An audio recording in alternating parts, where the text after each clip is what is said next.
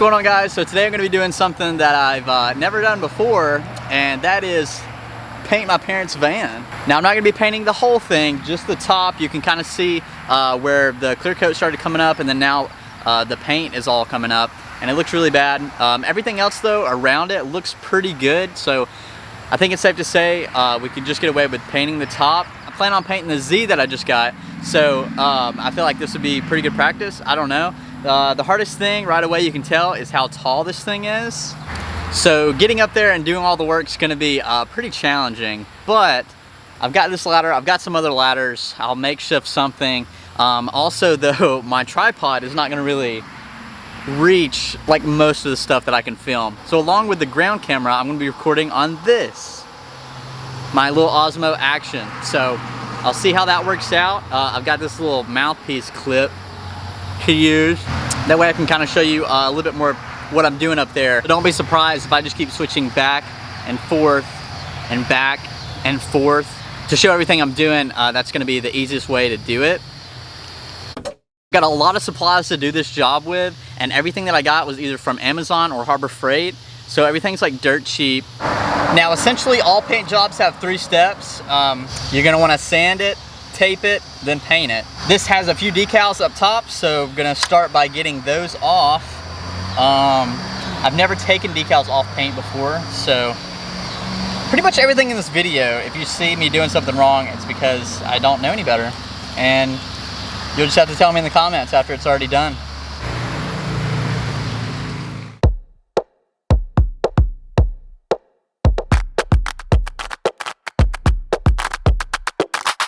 Alright, so I think this is actually pretty good considering. So I think once I just sand over that, it should be fine. Also just looking kind of to see, you know, what all I'm getting into. This edge piece right here looks really good, so I think I'm just going to sand literally just this top portion. Now this is painted. This was like taped before and then painted, so I think just sanding that'll be fine. Just how difficult it is to get to like this sticker right here, really starting to feel how hard it's going to be when I actually go to spray this thing. So it's going to be interesting for sure. Yeah, even this is the biggest ladder I have out here, and it is still pretty rough. Next up is going to be sanding. This is an electric sander, okay? And then the 3 grits that I have will be starting with 150, then moving to 220, and then 600. So let's see how this works out.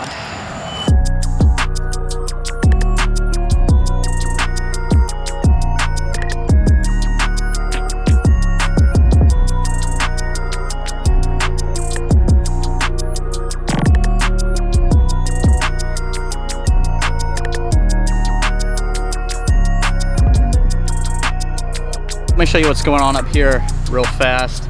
I haven't been hitting any of the corners or round edges with this electric sander, and there's a reason why.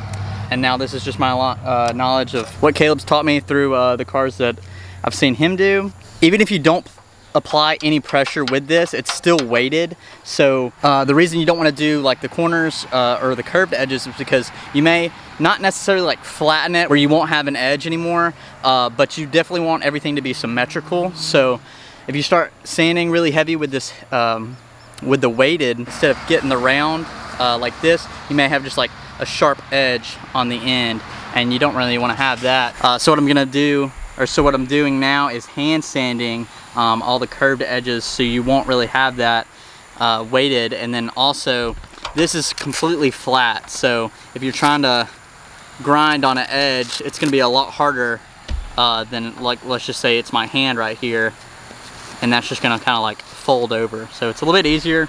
There is gonna be a lot of hand sanding on this, a lot more than I was expecting. So we'll see how that goes. And you can see a lot of streaks when I do it with my hand, and that's because I'm trying to cover more surface, and then I'll come back with that electric and kind of get a little bit smaller or tighter with my circles, and it'll all be kind of one piece.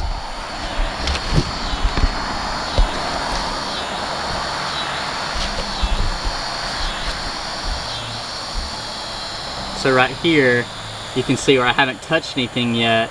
and then here is with my hand, and that's pretty close to what the electric sander does. So see, there's a lot more streaks that way, but once you get it in, and then I can kind of come back and round everything for it to be a little bit more smooth. That's still kind of dark, but right in here I've done this already, just so you can tell it's looking pretty good, but still have a long way to go.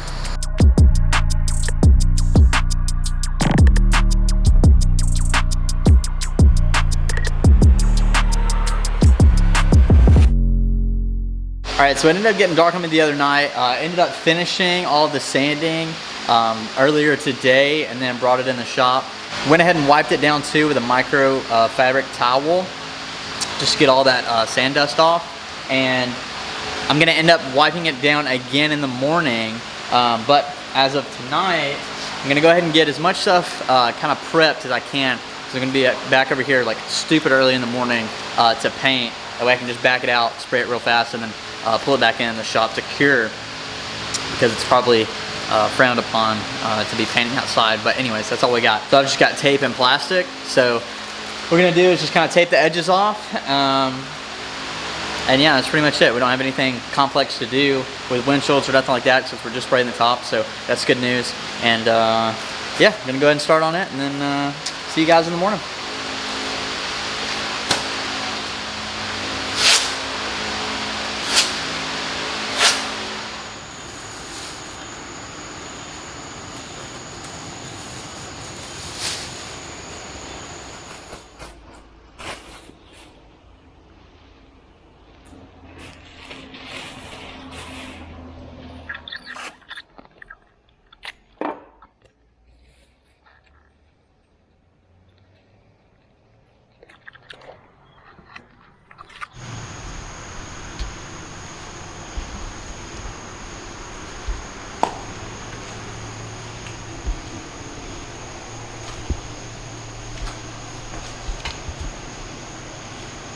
All right, so this is gonna be the painting setup for this job. We've got the van parked out pretty good ways, and then air compressor, which I may have to end up moving around as I paint. And then we'll have this fan blowing, get all the overspray out. And then Caleb here is gonna help me mix this. Yeah, so Harbor Freight's new purple gun is their green gun. This is my new favorite. They used to, I think they still do the purple one for like 15 bucks or something.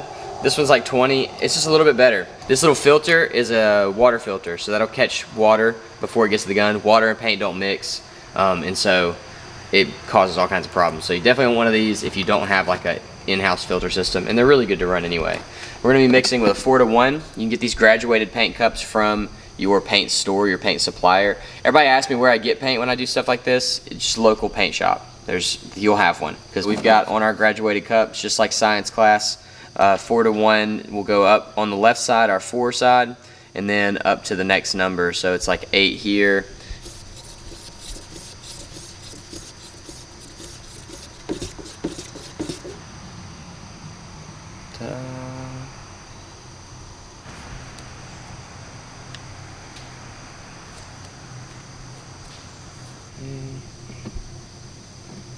It just goes down the bridge.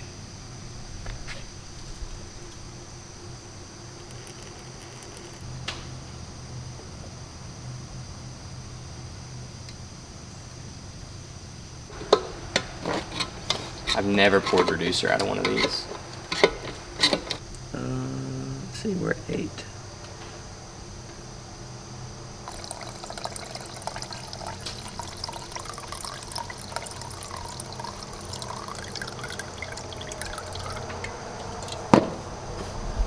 Now, make this look all. I don't know, all my camera batteries are getting low.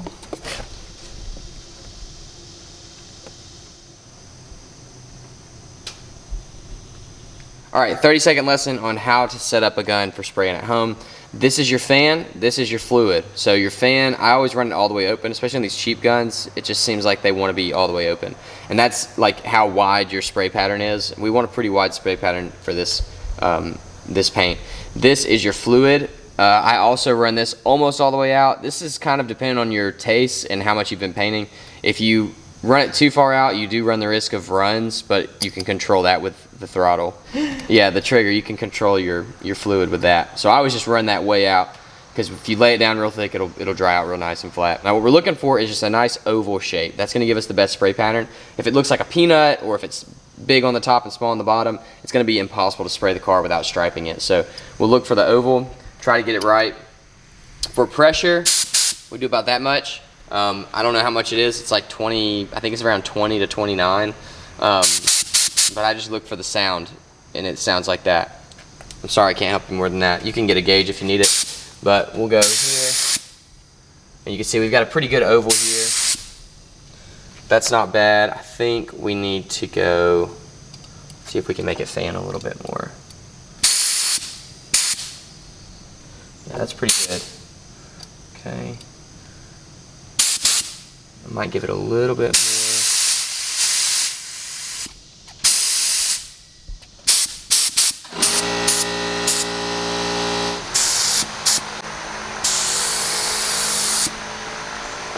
And then we'll do it like 1 and 2, or just keep the gun held the whole time? First coat, just get comfortable. Get some paint down on it. Am I supposed to be closer than that? I think you're okay with that. Again, it's first coat, so it doesn't matter that much.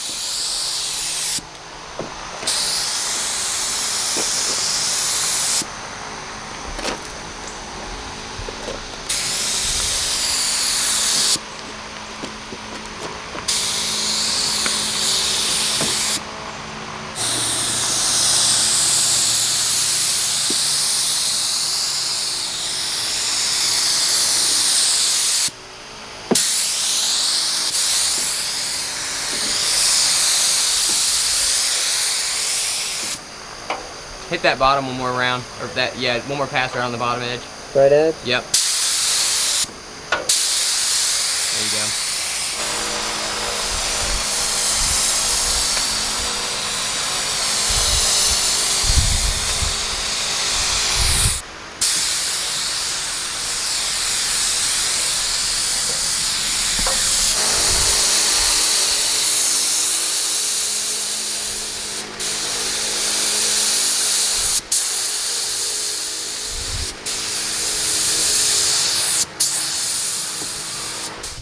So just pulled the van back in the shop. This is where I'm gonna let it sit for 24 hours to like let that paint cure.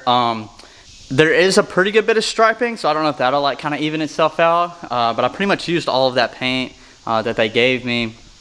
And for the first time, being the conditions of, you know, having to move the ladder and spray so high and only be able to do an arm's length of pass at a time. So we'll see. I'll come back in 24 hours, but I already know that like painting the Z is going to be just so much easier, because I can open the passenger side over from the driver's side. Like, it's just so small. So I just know that's going to be a lot easier. But yeah, I don't know. This job was a whole lot harder than I was expecting, to be honest. Again, it's literally just moving the ladder and then having to not be able to spray as much as I want to. Or like, heck, you know, could have if it was just a smaller car. But yeah, it's hot too. So we'll come back in 24 hours and see what it looks like. So it's been 24 hours, and you know what it looked like before. Everything was peeling and whatnot. And then now this is what it looks like. So I'm dead in the sun, so you can see like if there was gonna be any flaws, like striping or the bodywork underneath. It's just so much easier to see when it's really bright. I don't know how well it's gonna pick it up on camera. I've got a few spots that I can show you. This top really didn't stripe like I thought it would when I first parked it. So that's kind of came out a pretty good bit. And top to bottom passes, I should have done probably a little bit more side to side passes. And then right here on the edge, I'm trying to get it to focus on this, but there's a little bit of body work underneath that you can see. Not really like rigid, but that's what it kind of looks like. And you know, originally that's where that stripe was. So if I were to go back and like put a stripe on it, I feel like it would hide it a pretty good bit. Yeah, I think that's really it. I mean, overall though, I am very happy with this. especially the challenge of everything that I had to do with it. Looks good to me. So now I'm just gonna go and spray off the rest of this that's got all the sand dust that's still on it, and then I'll take it to my parents and get them to check it out and see what they think. Yeah, it's really just the body work underneath that's kind of more of the flaw, I guess, than the paint. I know they all kind of like correlate, but so I got to get better at that. But yeah, I still don't feel like it's noticeable since it's so high. I feel like if it was like on the door or something like that, it would be. I think that wraps up this one. So I'll see you guys in the next one. Peace. That looks good. Yeah, that's what I said. It looks real good. You did a really good job. That looks really good.